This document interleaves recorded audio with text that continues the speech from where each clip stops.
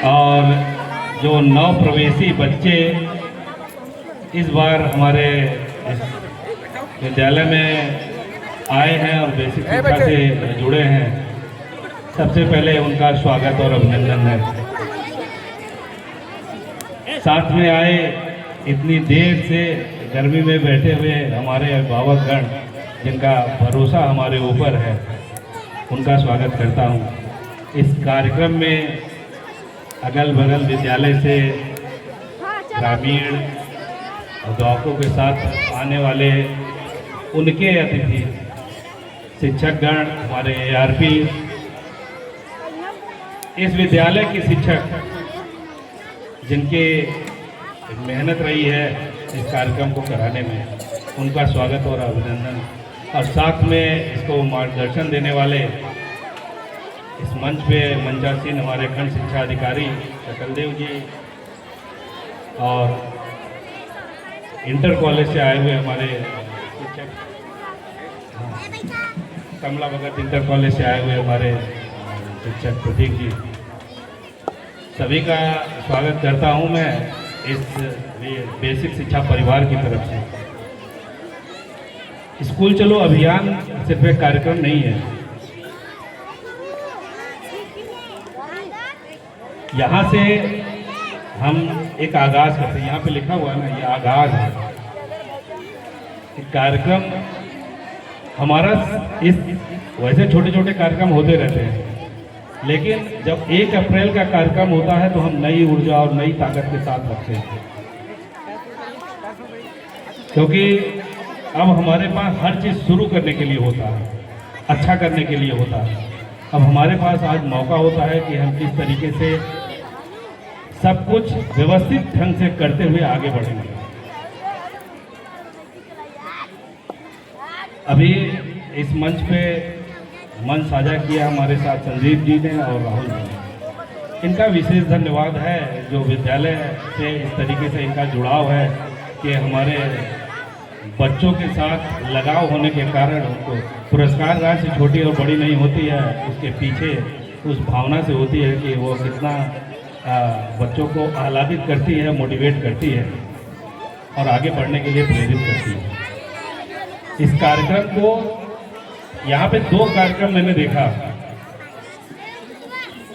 और वाकई मैंने अभी विजय जी से कहा भी कि हमारे बच्चे जो है किसी कॉन्वेंट स्कूल से कम नहीं है, इतने कम संसाधनों में भी अच्छा कर रहे हैं। तो मैंने जानना चाहा कि आखिर ये तैयार किसने कराया है,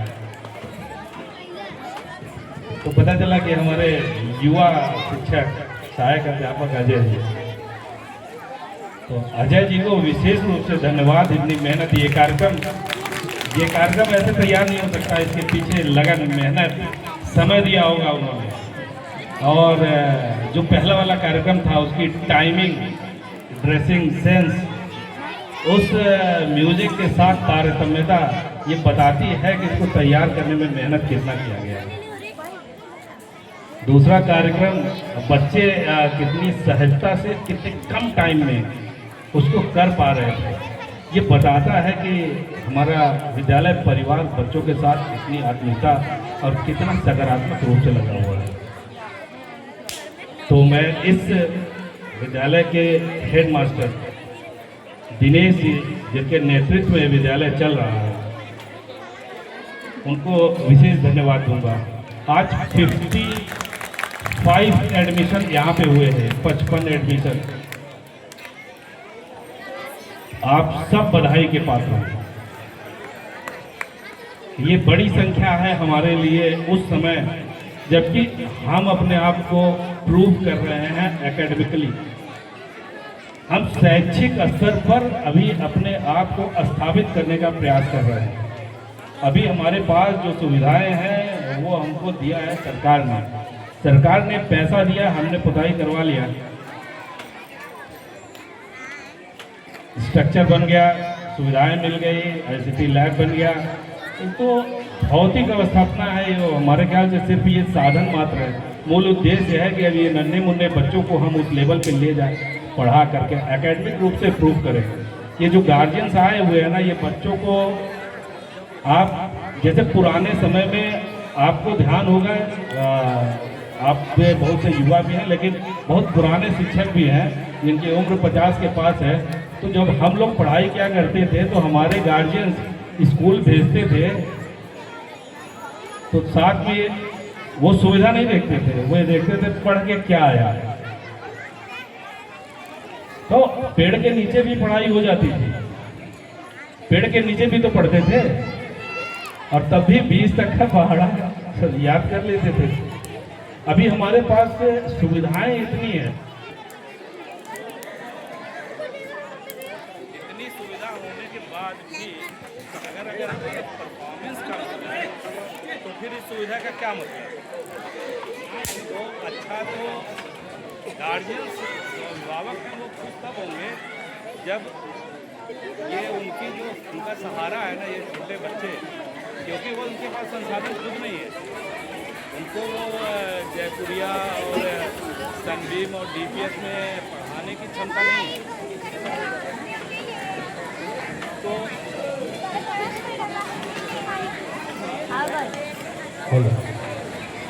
तो बड़े स्कूल, स्थापित स्कूल में पढ़ाने की आर्थिक रूप से अगर वो इतना सक्षम नहीं है तो हमारा उद्देश्य है कि हमको सनबीम और डीपीएस को अपने प्राथमिक विद्यालय में अवतरित करना पड़ेगा, क्योंकि हमको पता है कि जो हमारे टीचर हैं इनको अगर भी कहा जाए कि आप सनबीम में पढ़ाएंगे तो कहेंगे हम वहां नहीं जाएंगे। ये तो आप जानते ही हैं कि ये उनसे कहीं सक्षम और योग्य शिक्षक हैं, तभी इनका चयन हुआ कि वो एक कठिन चयन प्रक्रिया से होकर गुजरने वाले शिक्षक यहाँ पर आते हैं। हमारा काम है कि हम वो माहौल पैदा करें और विशेष रूप से अभिभावक और ग्रामीण। और मैं तो अभी पूछ रहा था कि हमारे प्रधान जी आए हैं कि नहीं, लेकिन मुझे पता चला शायद वो मेडिकली अनफिट है, कोई एक्सीडेंट वगैरह हो गया है। तो जो हमारे उनका बड़ा सहयोग रहता है हमारे प्राथमिक विद्यालय को चलाने के लिए, उसमें हमारे यहाँ के प्रधान का भी बड़ा योगदान रहता है। और जो एक्टिव अभिभावक और ग्रामीण हैं, तो एक ऐसा माहौल बनाने की ज़रूरत है कि हम विद्यालय को ही सिर्फ एकेडमिक माहौल नहीं होना चाहिए, घर पे भी होना चाहिए। गांव में ये पूरा जो यूनिट है, ये गांव और विद्यालय मिला करके एक यूनिट है, क्योंकि हमारा जो ज्ञान है वो सिर्फ किताबों से नहीं है। अभी एक बच्चे ने बोला भी था, एक बच्चा जब भाषण दे रहा था तो उसने बताया कि किताबें ही सिर्फ हमें नहीं सिखाती हैं, जो परिश्रम है, जो एक दूसरे का सहयोग करने की भावना है, जो शिक्षक का आदर करने की भावना है, जो अभिभावक के साथ व्यवहार है, ये सब तो हम सीखते अपने परिवेश से है ना। 80% लर्निंग तो हमारी वही है। तो जब तक ये पूरा यूनिट के रूप में काम नहीं करेंगे तब तक हम वास्तव में इन बच्चों को अच्छा इंसान भी नहीं बना सकते।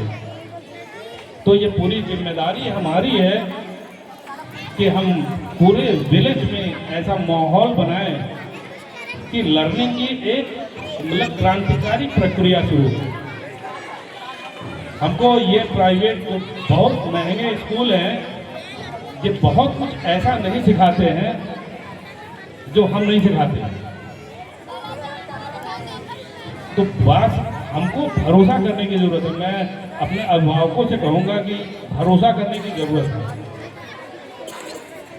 और निश्चित रूप से वो भरोसा कायम हो रहा है। तो इस पूरे आने वाले एकेडमिक कैलेंडर के लिए मैं आप सभी को बधाई देता हूँ। आप अच्छे से करें और समय से आप लोग अपने बच्चों को भेजें। और नानी के यहाँ, दादी के यहाँ थोड़ा सा कम भेजें, और अन्य गतिविधियों में बच्चों को न लगाएं। पढ़ाने के लिए भेज रहे हैं, बच्चा रेगुलर अगर नहीं आएगा तो उसकी लर्निंग प्रक्रिया बाधित हो जाएगी और टीचर का मन भी नहीं लगेगा। जब क्लास चलती है, आप लोग भी जानते हैं, क्लास में अगर बच्चे को आप रेगुलर नहीं भेजेंगे तो जो एक दिन का क्लास छूट जाएगा तो वो बच्चा अगले दिन वो कमज़ोर हो जाएगा। जो बच्चा रेगुलर आता है वही अच्छा करता है। तो आप लोग से भी विशेष अनुरोध है कि बच्चों को रेगुलर भेजिए। ठीक है, आप लोग को हार्दिक बधाई और आगे आने वाले कैलेंडर के लिए शुभकामनाएं।